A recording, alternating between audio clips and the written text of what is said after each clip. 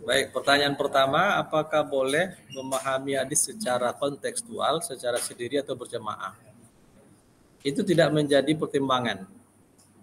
Memahami hadis secara kontekstual itu bukan tergantung berapa orangnya, tapi apa yang menjadi dasar dialihkannya pemahaman suatu hadis dari makna tekstual kepada kontekstual. Itu yang penting. Bisa jadi ada seorang yang memang betul-betul pakar dalam hadis, dia punya dalil, punya bukti untuk mengalihkan makna hadis secara tekstual kepada kontekstual. Nah, itu yang penting. Kemudian tadi ada pertanyaan syarat ya. Apa saja syarat-syarat sebuah hadis itu boleh dipahami secara kontekstual? Ini sangat penting. Tentu tidak begitu saja semua hadis bisa dipahami langsung secara konteksnya. Tidak begitu.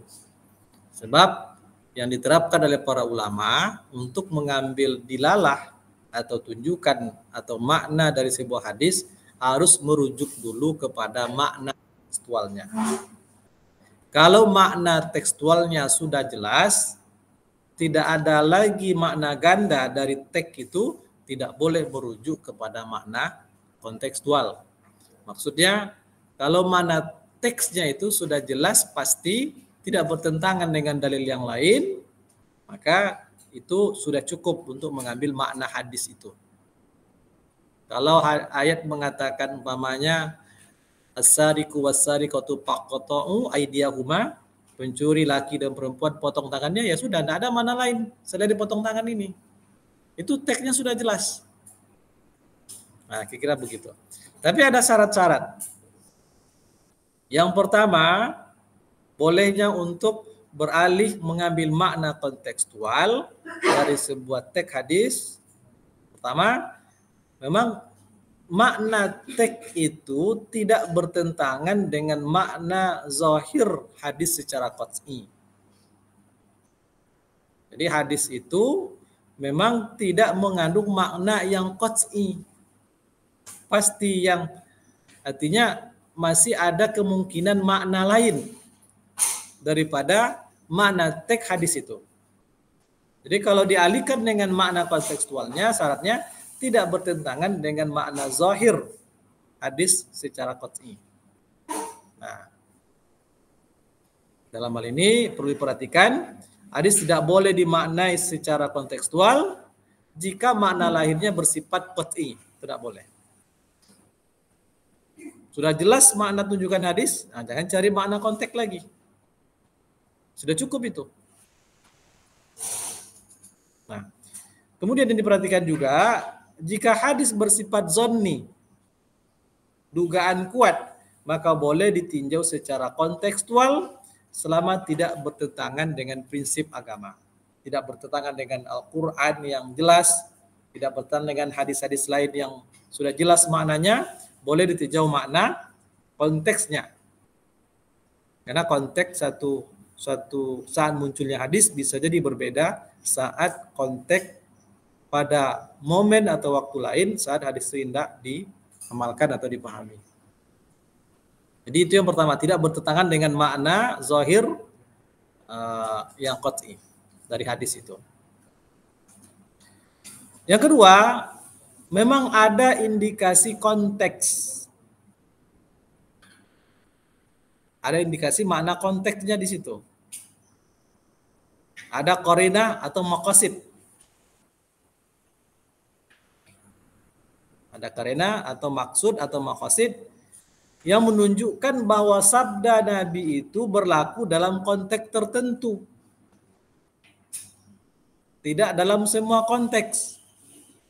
Jadi dari hadis itu menunjukkan hadis ini berlakunya pada konteks itu saja. Maka kalau konteks itu berulang pada zaman berikutnya, maka harus sesuai dengan pemahaman itu. Tapi kalau konteksnya sudah berbeda, beda lagi maknanya. Contoh, hadis tentang tidak beruntung suatu kaum kalau mereka mengangkat pemimpin mereka perempuan. Ya kan? La yablihul qaumun Iza walla amrahum imro'ah.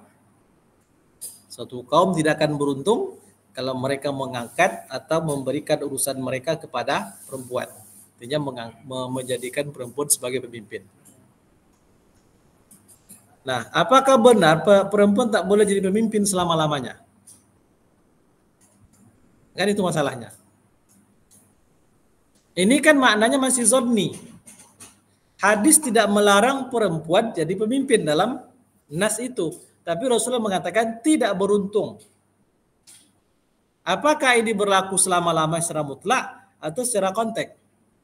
Maka menyimpulkan ini mutlak seperti itu, larangan mutlak itu tidak adalah zon. Mungkin dia, mungkin tidak. Akan ada kemungkinan itu, maka boleh beralih kepada konteksnya. Dikajilah. Konteks itu ada 3. Yang pertama konteks dalam hadis itu sebab urut. Sebab atau peristiwa yang melatar belakangi munculnya sebuah hadis. Itu konteks. Kalau Al-Quran, sebab atau peristiwa yang menyebabkan turunnya ayat. Itu konteks pertama. Yang kedua konteks itu kondisi sahabat saat hadis itu muncul. Itu konteks yang kedua. Konteks yang ketiga, kondisi zaman sekarang atau zaman saat hadis itu diamalkan atau dipahami. Itu 3 konteks dalam memahami hadis yang harus dipertimbangkan. Yang pertama, sebab burut. Nah, hadis tentang tidak beruntung suatu kaum kalau mereka mengangkat pemimpin atau menyerahkan urusan mereka kepada perempuan, itu rupanya ada keterkaitan dengan sebab tertentu. Ketika seorang raja Persia mati, dan sistem kerajaan itu, kalau raja mati, meninggal, digantikan oleh putra mahkotanya. Putra mahkota ya tentu laki-laki. Putra mahkota itu tentu dibina di istana untuk dikader menjadi pemimpin pengganti orang tuanya. Saat meninggalnya salah seorang raja Persia. Persia itu kalau sekarangnya ibarat Amerika itu. Polisi dunia. Dulu Persia, yang satu lagi itu kan pemimpin negara polisi dunia. Nah, ketika meninggalnya Raja Persia, dia tidak memiliki anak laki-laki. Yang ada hanya anak perempuan. Sementara keadaan anak perempuan raja saat itu hidupnya mewah, tidak berpengalaman dalam memimpin, tidak berpendidikan. Lalu mereka serahkan sebuah kerajaan besar kepada seorang perempuan yang tidak punya ilmu, tidak punya pengalaman memimpin. Kira-kira wajar tidak hancur negara? Pastikan hancur. Sedangkan orang yang ahli pun belum tentu juga menjamin negaranya akan tetap kuat, apalagi diserahkan kepada pemimpin perempuan yang tidak punya ilmu, tidak punya pengalaman. Kalau begitu, sabda Nabi ini ada keterkaitan dengan sebab urutnya. Sebab urut itu menjadi konteks untuk memahami hadis. Karena bagaimanapun sebab urut itu bagian daripada makna hadis. Nah, sekarang kita lihat konteks zaman sekarang. Para perempuan-perempuan kita, mereka sekolah sampai perguruan tinggi. Kalau laki-laki banyak yang jadi doktor, perempuan juga lebih banyak. Laki-laki banyak yang dapat gelar profesor, perempuan juga banyak. Perempuan juga seringkali memimpin, punya pengalaman. Apakah sama keadaannya anak Raja Persia yang diangkat menjadi kepala negara yang tidak punya ilmu, tidak punya pengalaman, dengan perempuan sekarang yang sudah punya ilmu dan punya pengalaman? Tentu beda. Oleh karena itu, maka konteks sangat menentukan dalam hal ini dalam hadis yang memang tidak qat'i maknanya untuk memahami makna hadis. Oleh karena itu sebagian ulama berpendapat untuk konteks zaman sekarang, kalau seorang perempuan itu mereka berilmu, mereka punya pengalaman dalam memimpin, boleh untuk jadi pemimpin. Tapi bagaimanapun tentu laki-laki harus lebih diutamakan. Artinya kalau ada seorang perempuan dia punya kapasitas sebagai pemimpin, laki-laki juga punya kapasitas tentu lebih dahulukan laki-laki. Tapi kalau laki-laki tak ada yang punya kemampuan di tempat itu jadi pemimpin, pengalaman juga tidak memadai, ada perempuan yang punya pengalaman, punya ilmu, maka itu tidak dinafikan, boleh saja. Berarti sudah berbeda makna hadis dari tekstual yang mengatakan akan hancur suatu kaum kepada menjadi boleh. Berarti mengambil makna kontekstual didasarkan kepada kondisi zaman sekarang. Itu yang konteks.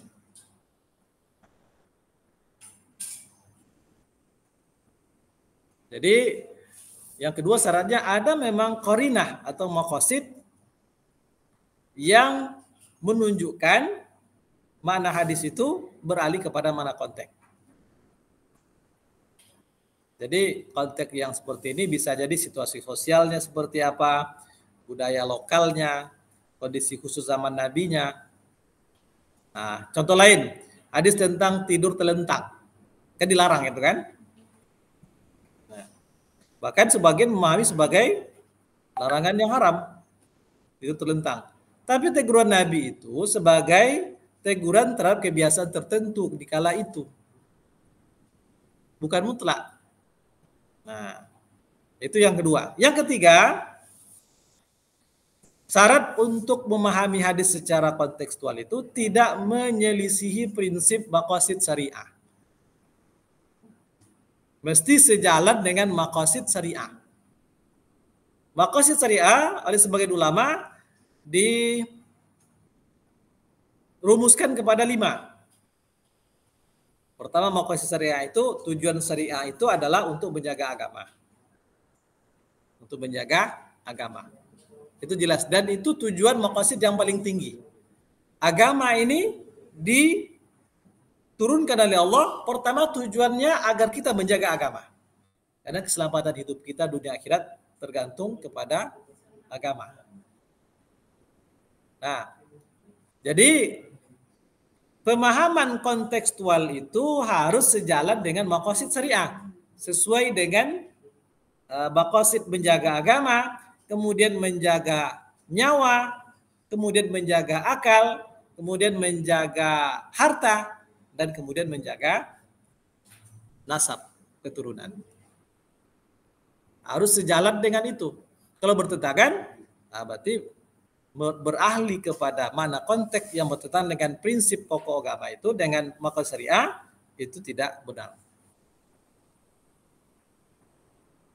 Nah, yang keempat, harus menggunakan kaidah tafsir ataupun usul fikih atau kaidah-kaidah dalam memahami hadis yang benar. Tidak boleh asal menafsirkan saja. Oh, ini konteksnya begini, berarti ini yang mana ya? Belum tentu. Bisa nanti pemahaman yang keliru. Jadi harus sesuai dengan keedah-keedahnya. Ada kajian sesuai dengan keedah bahasa, dengan keedah sebab urut, dengan keedah ulumul hadis, dan semuanya harus diterapkan di situ. Yang kelima, tidak boleh menyalahi ijma ulama. Karena ijma itu kalau seluruh ulama dalam satu masa, di seluruh dia sepakat tentang satu masalah, itu kekuatannya sama dengan kekuatan Al-Quran dan hadis yang sahih. Itu ijma. Nah, jadi tidak boleh menyalahi ijma. Yang keenam, didukung oleh dalil dan praktek sahabat.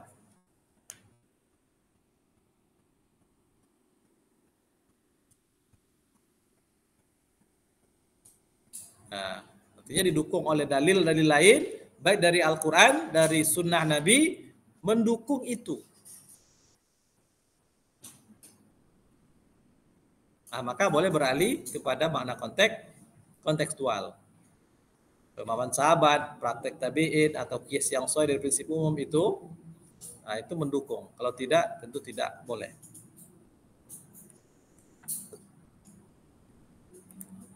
Nah, sekarang kita lihat